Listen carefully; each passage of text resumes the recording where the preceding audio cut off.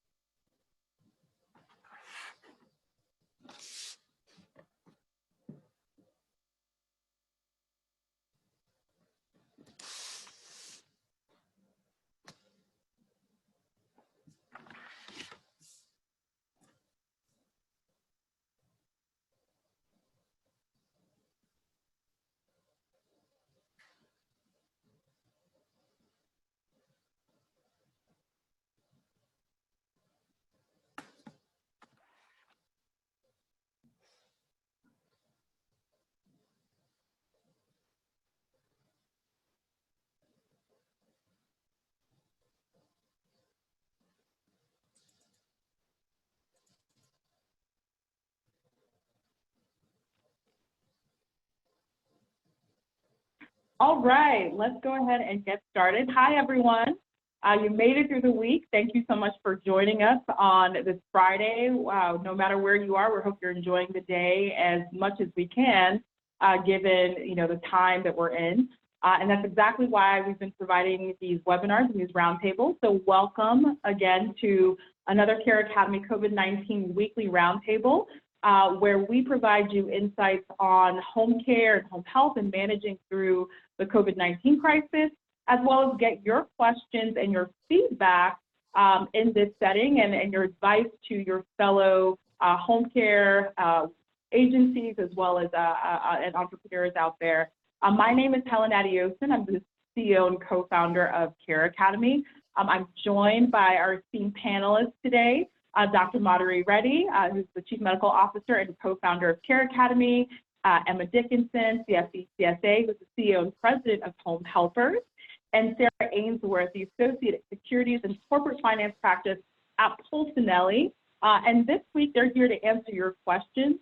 This week, we're going to do things a little differently. We're going to focus more so on your questions and really sort of make sure we dive deep into those. And then we'll have a couple changes and updates regarding how we'll facilitate this webinar format in the coming weeks. We know that right now you are all head deep in diving into your agencies and really kind of figuring out things. And so we're going to go on a bi-weekly basis moving forward in terms of our update and our roundtables, just so we can now take a pivot and go more focused in terms of this roundtable setting and allow for us to talk about very specific subjects as it regards the future of home care and home health in the wake of COVID-19. So before we get started, just a couple things to talk about, and I want to make sure we do a great introduction with all of our panelists today. So if you haven't used Zoom webinars before, it's very easy. We're going to keep it very simple. You can click that Q&A button right down there to ask your questions. We ask that if you have any questions for your panelists, that you go ahead and put them in that Q&A function. You also have the ability to chat to other attendees as well as the panelists in that chat function. If you have any questions coming out of there, go ahead and make sure they go into that Q&A function so we can answer your questions. And then we're going to answer questions live. So if you have a question, what I'll do is I'll say your name. I'll also say your question, and we'll try to unmute you so you can ask any additional questions or follow-up, so we make sure that we properly answer your question and also get your insights as well. But I really love having those questions live because we make sure we fully flesh out what's behind your questions. So we're looking forward to that. So submit your questions and responses below. If you already have questions, please feel free to ask them. And if you registered for today's webinar with your questions, we already have those prompted for our webinar panelists today. So a little bit about CareAcademy just before we begin.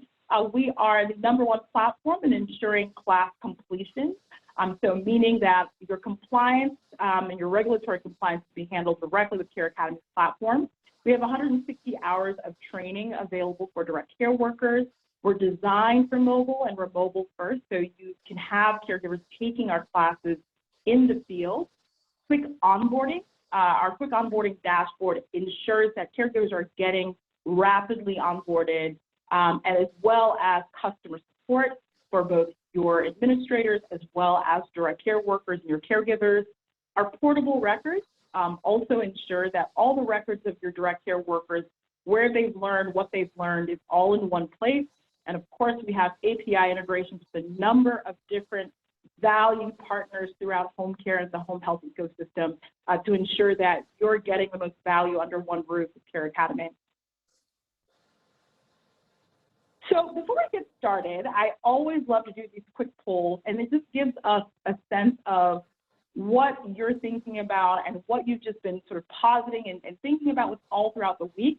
So our quick poll, just in terms of also making sure these webinars are really relevant to your needs, what COVID-19 related topics would you like to learn more in upcoming webinars? We're going to move to a format that's much more specific. Now we're in, we're through the first month roughly of this crisis, and we sense that a lot of you are now thinking about the future, right? So in the wake of that, tell us, and click as many as you need to, what are the primary topics that you're thinking about? Is it small business loans for home care?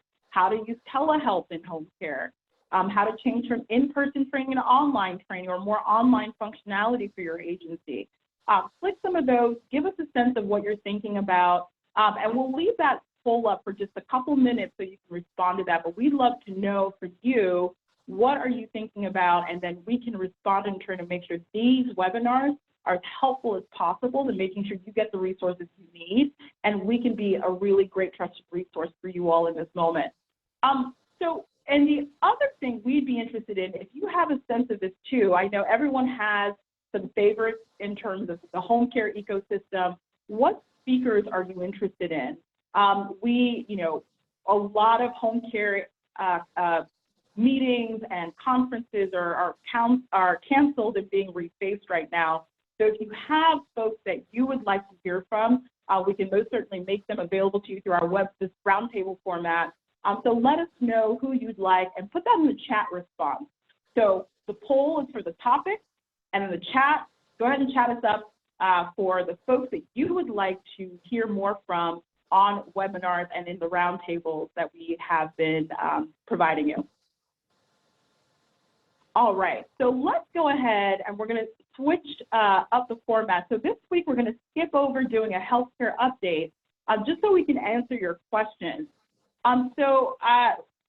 The first person that I always love to start off with is my co-founder, Dr. Madhuri Reddy. She's our Chief Medical Officer and is a specialist in internal medicine and geriatric medicine, and holds appointments at Harvard Medical School and Hebrew Senior Life.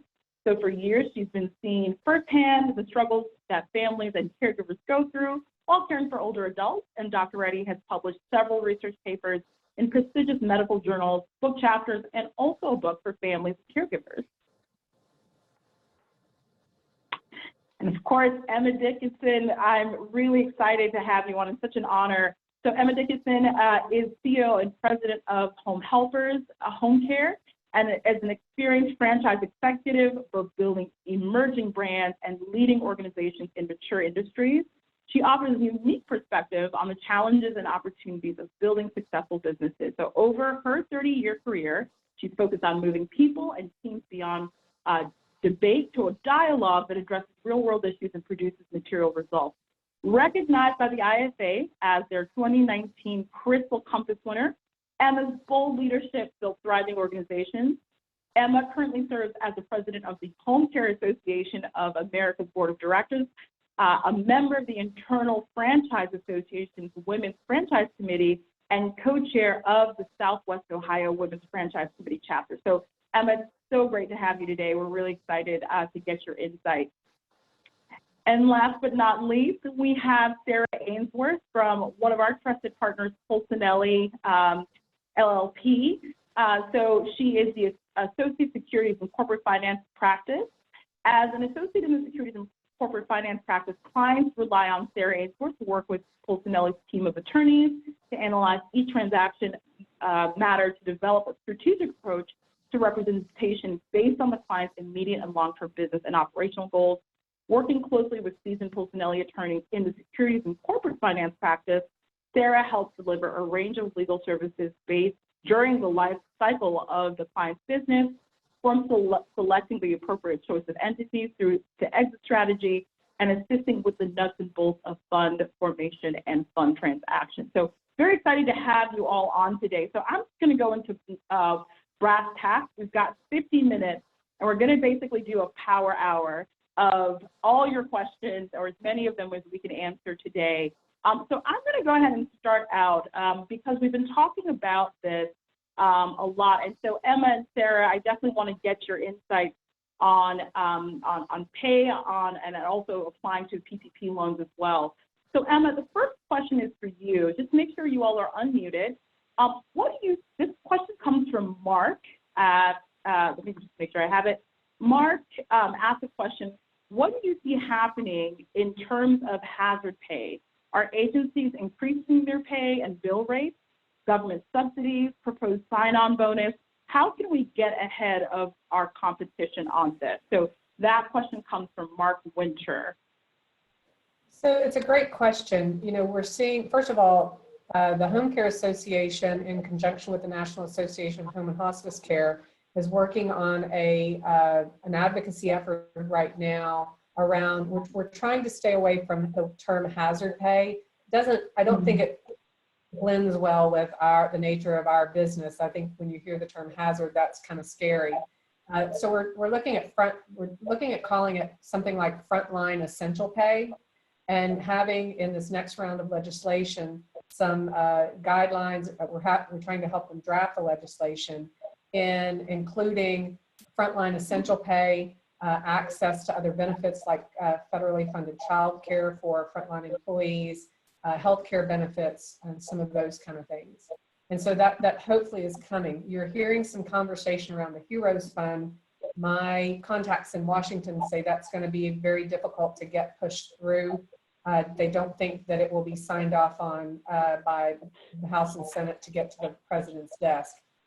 So our focus really is in some level of a frontline essential pay. What we are seeing is that those companies that have applied for the the Paycheck Protection Program and had that funded, they are using those funds to do exactly what you're mentioning, being able to increase an hourly rate during this period of pandemic, providing a level of essential pay, as well as other funding and programs to support caregiver retention. So that's how we're seeing it done, and until something else may happen at a federal level. If you chose not to participate in the Paycheck Protection Program, which I don't know why one wouldn't, then you're having to get very creative with the funds you have to be able to encourage and reward those frontline employees for continuing to do the invaluable work that they do in this pandemic. No, absolutely. And thank you so much. We'd love to keep updated, and we know that HCOA has done a remarkable job in terms of keeping folks updated and abreast of their options in this time. Sarah, I'm going to go ahead and let's dig in a little bit in terms of the PPP loans. We have a question specifically from Maria Mystic.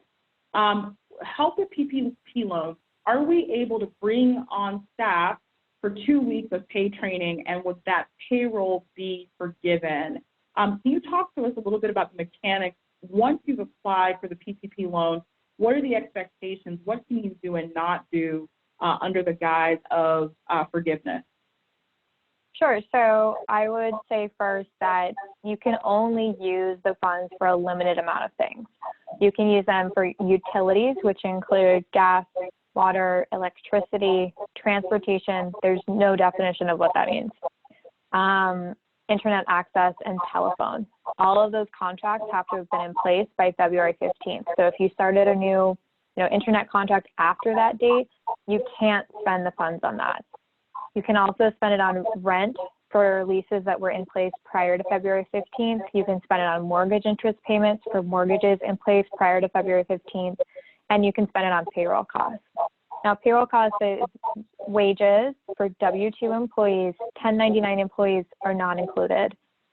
It also includes group health insurance premiums, retirement, severance pay, family leave, medical leave, vacation time, sick leave. It does not include the employer's portion of federal income tax. It doesn't include FICA. And if you are using family or sick leave under the Families First Coronavirus Response Act, that also cannot be included.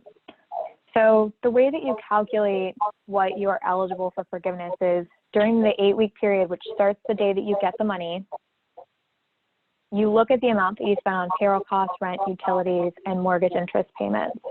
What's important here to maximize forgiveness is that there needs to be a 3-to-1 ratio between payroll and non-payroll costs. So for example, if you spend $100,000 in 8 weeks and you spend $60,000 of that on payroll and $40,000 of that on non-payroll, the $60,000 on payroll is eligible for forgiveness, but only $20,000 of the non-payroll. It's really important to maintain that 3-to-1 ratio because the government really wants everyone to focus on payroll. Wait, so With Sarah, respect, I'm so sorry to interrupt. Can you repeat? Sure. We have someone asking if you can repeat the part about taxes that we can't use PPP for. Can you just repeat that? Sure. Mm-hmm. Sure. So it doesn't include the employer's portion of federal income tax. It doesn't include FICA. It doesn't include the railroad retirement tax, but it does include state and local taxes assessed on compensation. So that would be like SUTA. That is included. Okay. Okay. So I will say in advance of talking about forgiveness that these rules were drafted very quickly, and I don't think everything was necessarily thought all the way through.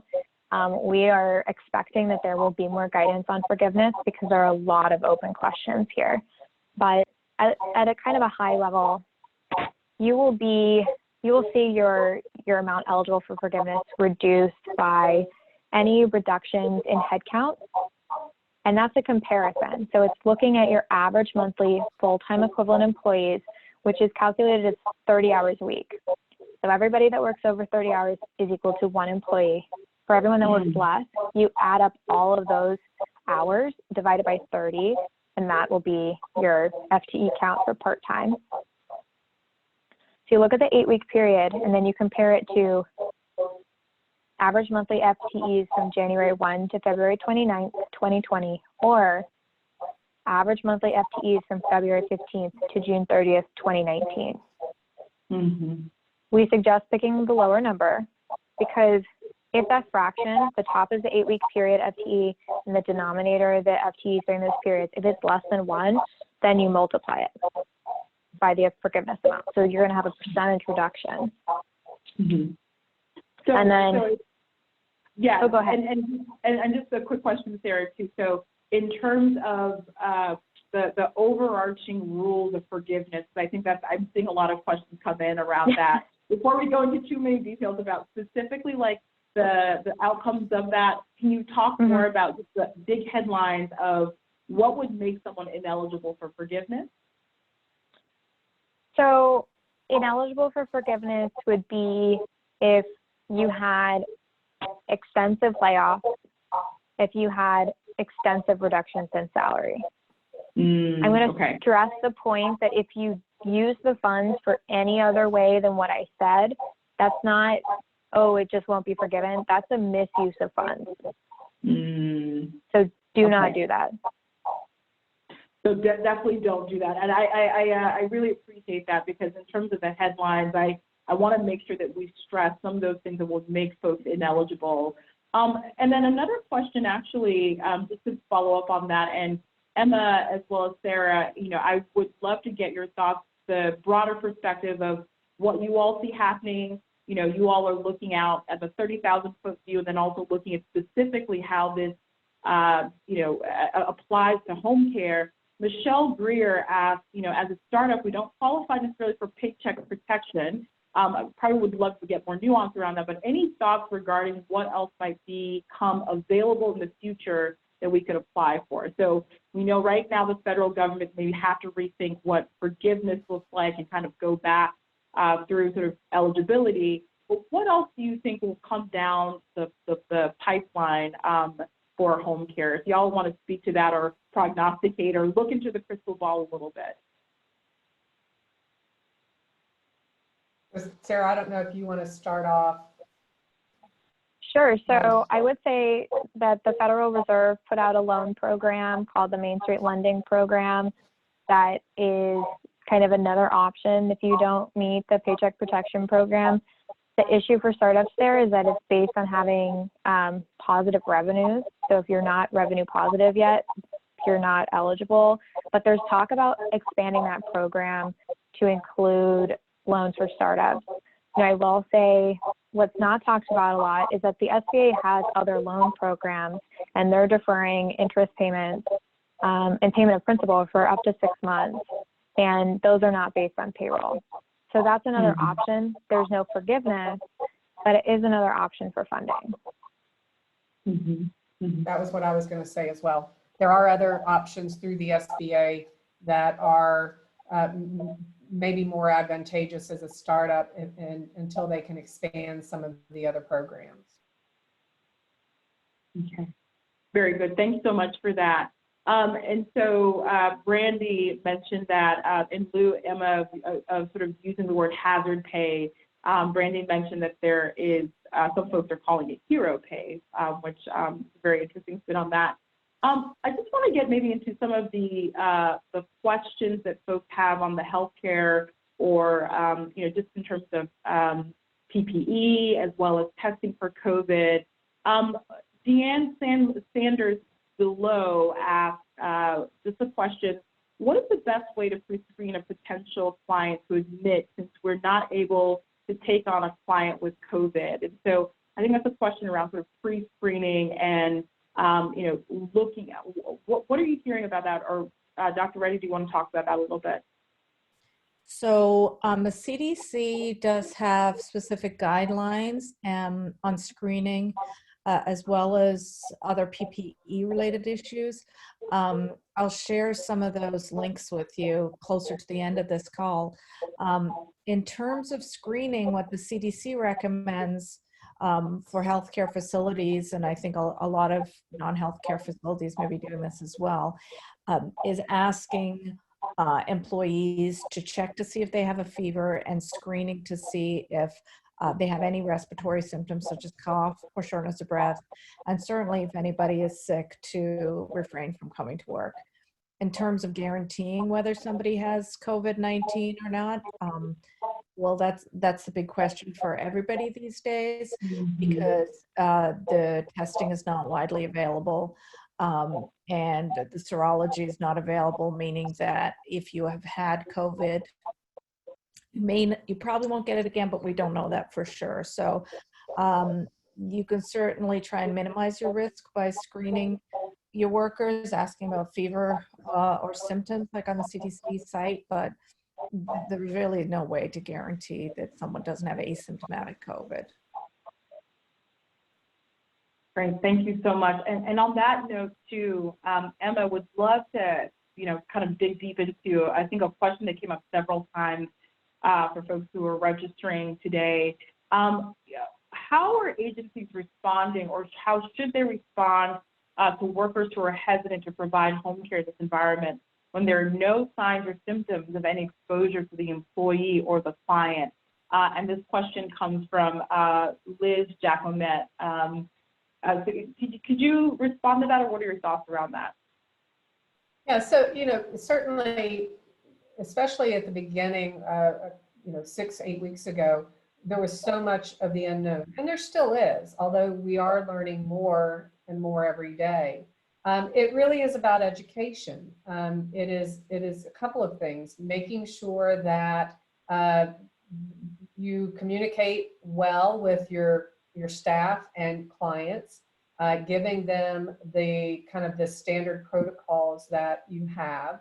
It's vitally important that employees be provided the appropriate personal protection equipment, and that they have been trained in best practices according to the CDC and other organizations. You know, we went through, I think we've done a good job of having all of our staff on an ongoing basis trained on how to minimize and protect everyone against infectious diseases. But we went back and reestablished and reconfirmed and kind of followed the CDC guidelines. You know, when we're coming into your home, we're going to wash our hands when we come in. We're going to wipe down all of the surfaces with the appropriate disinfectant. We're going to wash our hands before and after we prepare meals, before and after we do any type of care with the client. Again, when we leave the home, we have, through our partner that does our back end from a caregiving and client's perspective, you know, and especially in some states it's required before they can clock in, they have to answer the questions and they have to note the temperature, et cetera. So it's about education. It's about making sure that the client and the caregiver feel comfortable in helping to minimize that spread. I also think, though, that in our industry right now, and I've continued to say this in every interview I've given, you know, home care, home-based care is the least risk setting for the care that is going on to help minimize and flatten the curve and keep our clients out of hospital settings.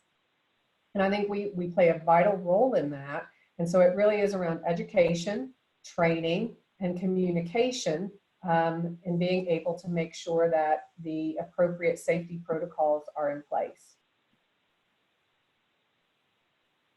And then Emma, if you could even talk to the other side of that, how are you all thinking about, and how are you thinking about for home helpers as well as HCOA, talking to the general public, specifically potential clients, about some of the things that you're doing or the recommendations that you're making in order to, you know, provide sort of safe care? We have a number of questions that came in around how do we also do the same thing with clients specifically? So again, it goes back to education. We went back and created a number of materials that we can provide to the client or their family about the safety protocols that we have in place and the safety we have, not just for the client, but for the caregiver. We've created videos. As a matter of fact, there's one on our main consumer website, just speaking to consumers about what we do at Home Helpers to be able to play the vital role that we do in providing care in the home. And it's about education and being able to show a client or their family the safety protocols that we have and that we expect, why it's important for them, and that you know, they can trust us, because really it is about trust. The one thing that I have seen a couple of different times in different events like this that seems to come up around personal protective equipment, which it's hard to find, but we have found several sources to be able to supply that through the Home Care Association specifically. And I would encourage anyone who's not on this call, I don't want to make it a sales pitch, but you know, if you're not a member of that association or some trade association that's relevant to this business, you need to be. Now is the time to join. But around personal protective equipment, there seems to have been kind of this divided point of view on whether the client should provide it or the agency should provide it. And I will tell you, my opinion is, for your caregivers, and you want to make sure that they are safe, that the agency should, you know, make sure that their caregivers have the appropriate equipment walking into a client's home, whether that's the 3-ply surgical mask, eye protective gear, the KN95, whatever that looks like. To me, that's a responsibility of an employer to ensure their employees are safe. But that's just my opinion as we've approached it. But it seems to always be a question that comes up. Absolutely. And Dr. Reddy, I know you've been providing guidance around for the last couple weeks, but I think it always bears kind of fleshing out and reminding too. Do you have anything else to add on to that? Yeah, I mean, I would say I agree with Emma. And again, the CDC has specific guidelines of what to do in the case that we are in now, where there is a PPE crisis and shortage. Because if we all had access to N95s, gowns, eye protection, gloves at all times, then under normal circumstances with an infectious disease like COVID, which is passed on through droplets, that's what's thought, we would wear all of that PPE equipment and have brand new equipment and dispose of that with every patient and every care provider. That is not the case now in most instances. And so the CDC has on their site, again, I'll share it with you near the end of the call, about what to do when there's no N95 masks. So home care workers, according to that guideline, really don't need to be wearing N95s unless they're helping with aerosolizing procedures, such as giving nebulizers. And then the second scenario is if there's limited medical or surgical masks. And so the CDC recommends that you stay away 6 feet from your client when at all possible. And so at some cases, there might be need to extend the use of these masks, to just fold carefully, not touch the outside, keep it in a breathable paper bag. And then in a very, very last case scenario, to use cloth or homemade masks. But I don't think that we're at that point to use those to protect yourself or to protect the caregiver. Now that's been suggested by the CDC and others, or recommended, and that's for everybody to wear to prevent the spread of the disease, but that's not intended to prevent the wearer. And I saw that there was a question about how to reuse the masks, how to wash them, how long to go between reusing them. Jill Lewandowski had asked that. And according to the CDC guidelines, they just say, if you can't, you just have to do the best you can with the best available. And it says you may need to reuse or extend the use of masks, but it doesn't give anything more specific than that. Thank you so much. And just to round out the discussion around PPE and also being able to provide that for our care workers and caregivers, Emma, do you have resources in terms of PPE suppliers and verified businesses? It seems to be lots of scamming going on. That's a question from Toya Simmons. Could you provide any resources that you all are pointing at? I know there are some on the HCOA website, but would love to hear more about that. So you're speaking for the family caregiver? For direct care workers, so for the direct care workers. Yeah. Mm-hmm. Yeah, so, you know, we are, certainly the Home Care Association of America's website, which is hcaoa.org, provides a number of resources for home care agencies and caregivers. And the association made the decision at this time through this pandemic that regardless of whether you're a member or not, those materials are available to anyone who wants to use them. Typically, those types of resources would be available to members only. However, given the environment we're in, we want to make sure everyone has access to good information. And so I certainly would encourage anyone to go to the website and source those documents. As is the case for many agencies, home helpers included, we also have created some resources for family, for caregivers and direct frontline workers and are available on our website. And then honestly, making training available through CareAcademy on even more so than for our caregivers to be able to make sure that they are fully trained, fully informed, and prepared to carry out their role in this environment. And those are some of the steps that we've taken. That's great. And Emma, one last question, and this comes from Seth Greller Cohen. Are there any numbers or visuals? You stated earlier that, home care is really a setting that is safe sort of in terms of the long-term care continuum. Do you all have materials on the HCO website or materials you point folks to? Not specific to those numbers, although we are getting them in. Part of this coalition that's working on this next round of legislative language, that's certainly a key part of what we're trying to accomplish, which is really how we can support, how the legislation can support those frontline workers on the pandemic. And so we do have some that we just started to get in yesterday. That is more current than things we've had in the past, and we'll be using that. I don't have anything that I can share quite today, though. This is just typically all of the research we've ever seen has shown that that providing care at home in a one-to-one setting was better for the client, certainly physically, but emotionally and mentally as well.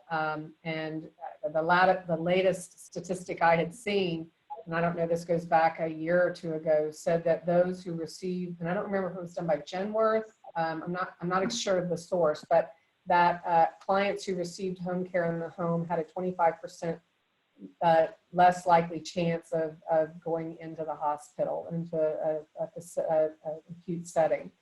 Because when you're caring for someone in home and you're doing it multiple days a week, you see changes in their physical or mental condition much quicker than someone who doesn't have that type of care. Fantastic. So thank you so much, Emma, for that. And if you have those materials, we'll definitely welcome and share those out with the audience and folks attending today. So Sarah, I wanted to come back to some of the questions around PPP. I think we had some follow-up questions. Can you explain sort of the 8-week period? What are some of the milestones, between, or the timeline even, that folks can expect between sort of applying, deployment, and then so on and so forth? I think it may be worth repeating for folks who just joined us. Sure. So I would say first that it depends on if you've already submitted your application or not. The program ran out of money last week, but the House passed $320 billion with $60 billion set aside for smaller and medium banks. So if you've already had your application in with your bank, then according to certain senators and our understanding, the portals will probably be reopened on Monday. So that's when the applications will start flowing in. Processing time has varied. It depends on your bank and it depends on the SBA, but typically it should be within the week. Once it's approved by the SBA, the bank has 10 days to get together all the loan documents, and then they have to disperse the funds. So your 8-week period starts the day that you get the funds. And so it kind of, that's the general timing. Again, it depends if you have already submitted it. And I will say that if you have not submitted it and are considering whether to, now is the time to get on the phone with your bank, because it is anticipated that the money that was newly appropriated is going to go very, very quickly. Do you think, in your estimation, and this is a question that we've kind of gotten offhand from folks throughout the last couple of weeks in anticipation of the funds, with the new deployment of funds, do you think that it would be sort of worth applying and getting in line for that? What are your thoughts in terms of deployment of those funds?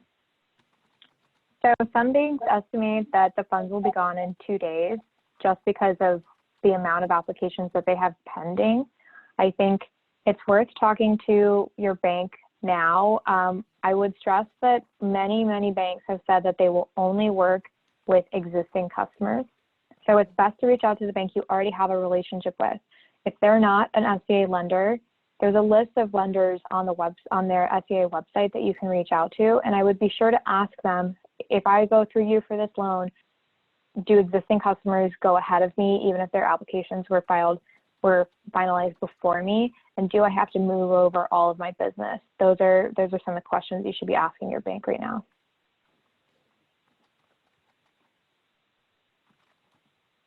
That's great. And let's stay on the economics of running a home care agency in the midst of a once-in-a-generation and lifetime event.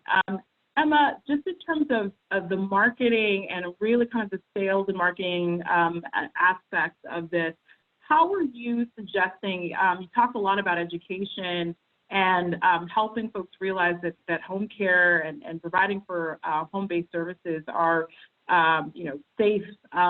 What are some recommendations for sort of on the boots on the ground home care agencies that are trying to sort of bring on new clients at this time? What are your thoughts around that? So there a couple. First, I hate to keep referring back to the HCAOA, but certainly they're a major association in this time. They have created a social media campaign called Prevent and Protect and the Power of Five. And I believe those assets are all available on the website as well. So anyone could certainly look for ideas there. At this time, our clients, our referral sources, our employees need to be, the message needs to be around safety and trust. And so building your marketing campaigns around safety and trust is key. We created a letter that we had sent to all our offices, could send to all of their caregivers, that talked about their role and what their office was going to do to continue to support them and train them and keep them safe.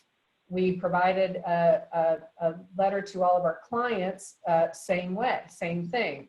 And then the campaigns that we've built around it are specific to our referral sources and how we're going to message to them, since we can't get in those doors right now because so many of the facilities are closed to outsiders. But we also created some social campaigns and marketing materials around, again, speaking specifically to trust and safety. And then also talking about, Home Helpers is a company that's been around for now 23 years and the success and the exceptional care that we continue to provide in supporting families and the clients during this time. And that really, to me, has to be the messaging. Absolutely, and really well, I appreciate those,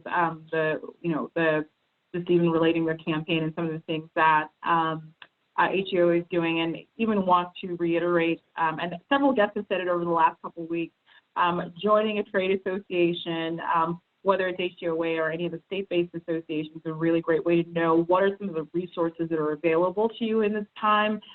We've seen a number of different associations have sort of, internal calls, providing sort of a firsthand glimpse at some of the things that are available. So that's great. So we have a question from an attendee, and would love to get any insights from panelists and Dr. Reddy. This may be one that you might want to take a hit at first. If a caregiver has a cough or a fever or cough and calls out of work but does not have a doctor who refuses to go to urgent care due to cough, can they return to work after 2 weeks without a doctor's note? What are your thoughts around just sort of talk to us really maybe even about the specifics of what we know of the disease, and providing the insights there? Okay, so let me just go first. There's a lot of ifs in this one. So, if anybody has symptoms of COVID, that's clear on the CDC site, which may include fever, cough, shortness of breath, and many people are probably asymptomatic. The first thing to do is call your healthcare provider. So in terms of calling out of work and not going to urgent care, then that's all private to the caregiver, of course, but whether or not they can return to work, I'm going to leave that for Emma and Sarah to discuss, because infectivity is probably in the first 7 to 14 days after initial symptoms, but I don't know how you can guarantee any of those things. Go ahead. So, yeah, there's a lot of what ifs, and I certainly don't want to get into offering advice that might become legal advice. I am in no way an attorney at all. I think that as an organization, as an agency, you have to define what your protocols are based on the best information you have through the CDC. You know, as an example right now, if you have a cough, it may or may not be COVID related. It could be allergy related. I have horrible allergies in the spring, and just because I cough doesn't mean that I'm COVID-19. Now, I think I'm going to be hypersensitive to that right now, and make sure that I am protecting myself and anyone around me. However, you know, I think you're going to have to decide what your protocols are and err on the side of caution for that individual. You know, if they can't get a doctor's note, I would have there's as an example, Littler, which is a large law firm out of California, has put together a toolkit for COVID-19. And quite frankly, the value of it is pretty good, but there's some documentation. One of the documents in that toolkit is that the caregiver is, to the best of their knowledge, attesting that when they come back to work, they are set to come back to work. And so, you know, those are some of the things that you might look at if you haven't, as an agency so far, to acquire to better help you through this. And if anyone's looking for a contact, certainly Helen can let me know, and I can put you in contact with them as well. Absolutely, and I appreciate that too. Yes, I realize that there is a lot of sort of fine lining here, and so please, I'm just going to always say it too. We are, if anything, here to provide sort of advice, not necessarily best practices, since these are unprecedented times. We're always going to sort of provide guidelines, but definitely take to heart what Emma said in terms of sort of creating your own guidelines and making sure that you're checking in with your insurance folks and the folks who work on your legal team or your lawyer, and also sort of CDC and other best practices too that are out there. And then I think it's always worth repeating, because it's definitely a constant theme of the last couple of weeks. Document. As we are kind of learning more about this disease and its impact, make sure you're documenting everything, both on the decision-making side and then also on the financial side. And I want to get to some of these last clarifying questions actually before we pivot to your takeaways as our panelists this week. So Maria Serino has a PPP question. Some part-time per diem employees are already collecting unemployment due to reduced hours over the past month. Do you recommend we pay those staff for 8 weeks, the PPP period? What are your thoughts around that, Sarah?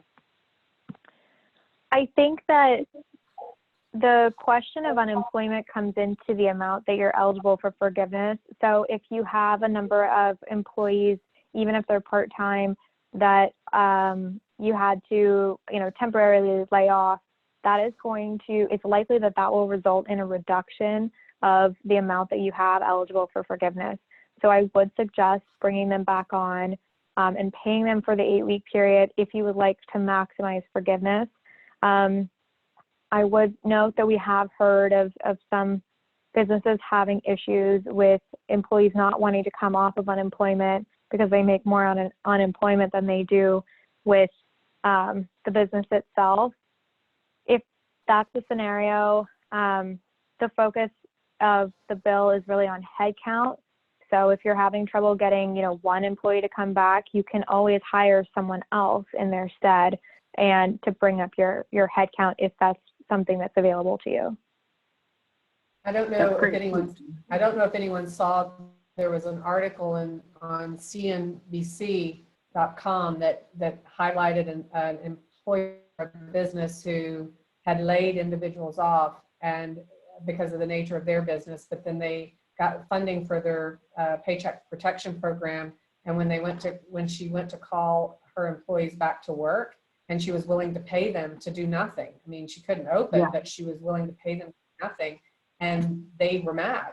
They thought they were horrified because she was taking away a benefit that they could get, because the reality is, if your employer calls you back to work and you decline that work, and calling back to work in our world, to your point, Sarah, about keeping your FTE count up, you're paying them to not work, essentially, but to get your loan forgiven.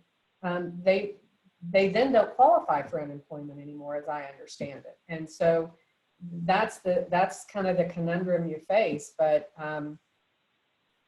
I was astounded at that article. Oh, I read the same article. It came across my Google feed last night, and it was really shocking, right? Because I think the agency, or the company owner, was literally saying, you know, in what world do I compete with unemployment, right?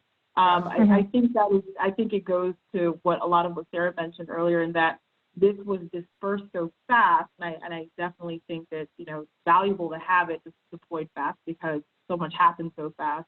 But we're really trying to figure out what the nuances are of kind of making people whole, right, and getting people back to work. Sarah, do you have any thoughts or anything you want to share? I would just say that, particularly with the forgiveness, it is a little bit of a moving target, in the sense of there are a lot of open questions, and we do anticipate that the SBA will put out additional guidance. I think now that they've got the extra funding, they can focus on some of these questions. So, you know, I would just, it's unfortunate, but you really have to stay on top of the regulations. You know, not to plug Polsinelli, but we do have a blog that's updated constantly with, you know, every time that the government does anything. So, you know, I would just make sure that if you're really working on forgiveness, to try to stay abreast of what the SBA is saying, because their guidance changes, you know, every couple of days, and I'm sure it will be impacting the way that forgiveness is viewed. No, kudos, and definitely appreciate that. So I just want to make sure I highlight a question from Mindy Wynn Ramirez. Just to clarify, the 3-to-1 ratio is optional. It just has to be at least 3-to-1. We can use all of it on payroll, though, if you want, correct? Is that correct, Sarah? That's correct. It's just to make sure that the majority of what you have forgiven is on payroll, but you could spend, 100% on it on payroll, and then you would be eligible for 100% of the forgiveness, assuming you didn't have any layoffs or salary reductions. And then another question coming from Catherine Dolan, and sort of reading it in real time. This was a location, so I may have missed the top part. Even though we're established, and this occurred during the pandemic, the rent does not apply when we receive our PPP loan. I'm going to try to see if we can piece this together, but I think it's asking sort of about PPP and sort of coverage for rent allocation. Can you just clarify that, and we'll see if we can get Catherine Dolan on the line if we need to clarify. Sure. So you can spend some of the PPP on rent. You have to have that contract in place prior to February 15th. One thing that's not clear, and this goes in the bucket of open items, is, you know, let's say you get your PPP. I just talked to someone who got their PPP loan on April 22nd. Their April rent is due April 30th, but much of the month they did not have the loan. Can they pay the rent then, and will that cause an issue? There's no guidance there. I would say, you know, I understand the desire to maximize loan forgiveness, and I think that makes a lot of sense, but ultimately you do need to run your business the way that it has been run, because, you know, the SBA will call into question anything that's out of the ordinary. So don't try to prepay, you know, multiple months in advance. Just pay the rent when it's due and make sure that you document it, and that will likely go in the forgiveness bucket. Great. I think we can get Catherine on the line now and unmute. Catherine, does that answer the question around just sort of the rent payment? I may have missed your question. I just want to make sure. That does explain it. We were in the process for a couple months of putting a sublease in place for our office and then moving into another office location. So during the midst of all this, and I guess because all the contracts went in after February 15th, we probably obviously won't be able to use our PPP, a little bit of that for the rent or utilities. So I understand. Okay, perfect. Thank you so much, Catherine, for joining us, and thank you for your question. Really appreciate it. Thank you. Fantastic. And so there are a couple folks who are, Emma and I were going back and forth about an article from CNBC later on. We will include that in the follow-up email if people are interested in reading it. And it brings up a very challenging nuance, as we're all acting in real time, as well as our government is reacting in real time to this sort of the trade-off. But I think it's worth folks considering too, just in lieu of what's going on in the industry. So we are at 1:56, and I want to make sure that we're able to get to your takeaways and also some follow-up in terms of resources.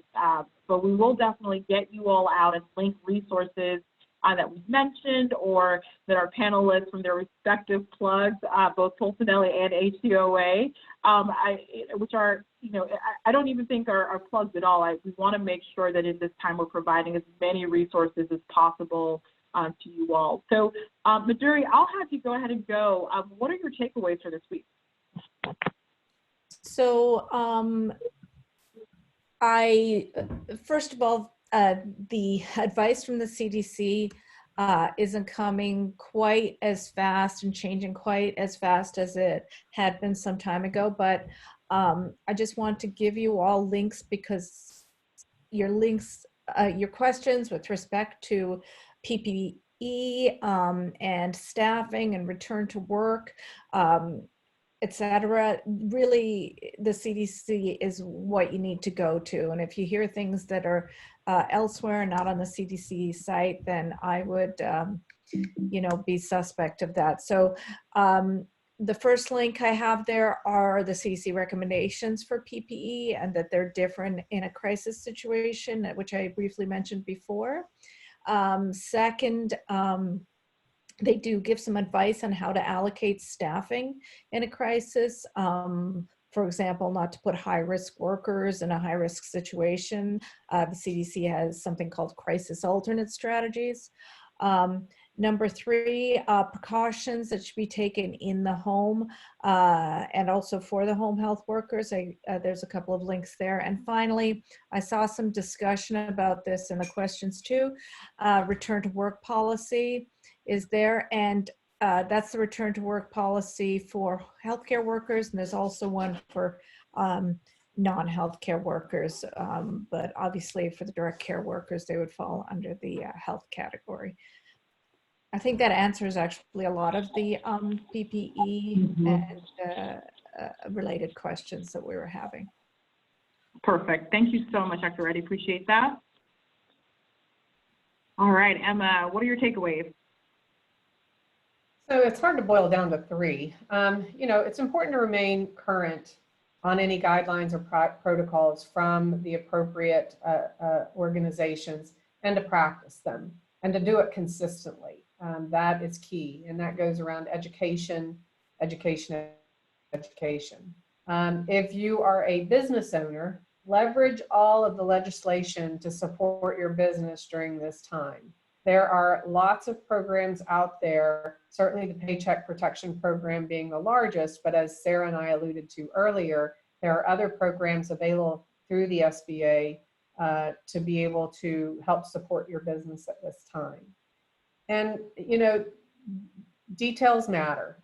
The details of how you do your business today, the smallest little things and doing them consistently are what's going to set you apart from a trust and safety standpoint. Communication is key with all stakeholders, your staff, your clients, their families, your referral partners, any of your supplier partners. communication is going to be key.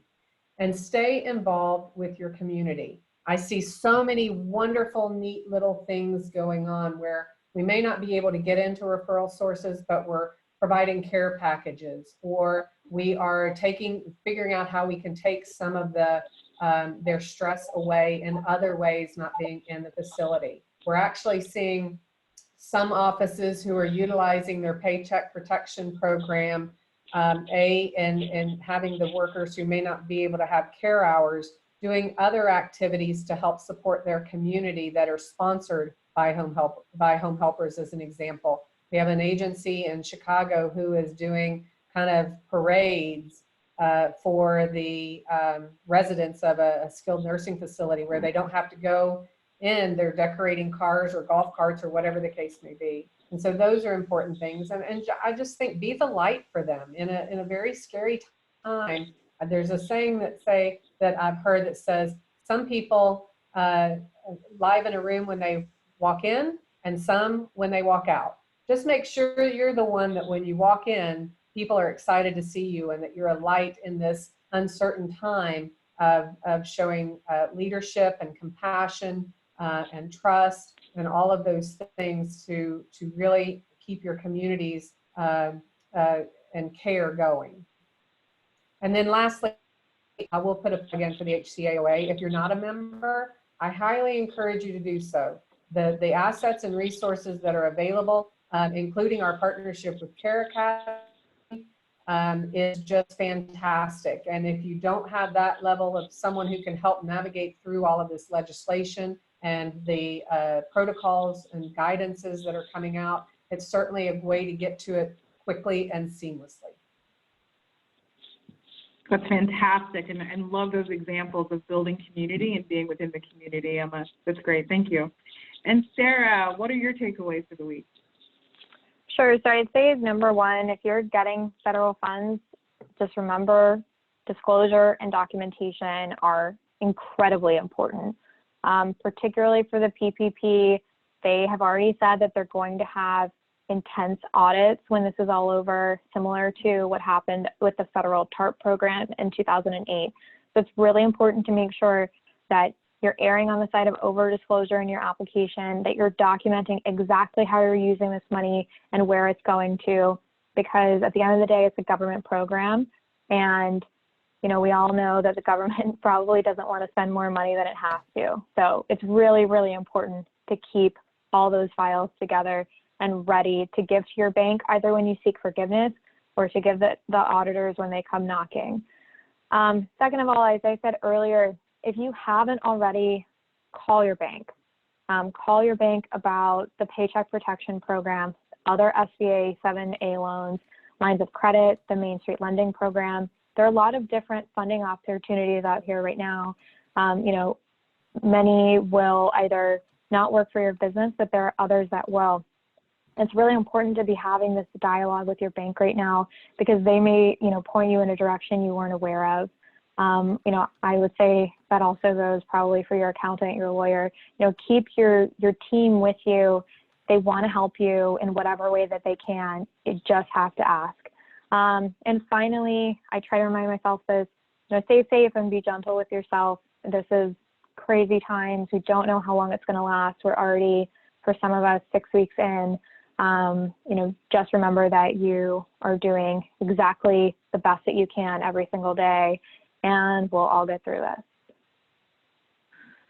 I love that. I love that everyone included takeaways that were very pragmatic, but also just in terms of very human facing. So I really appreciate that.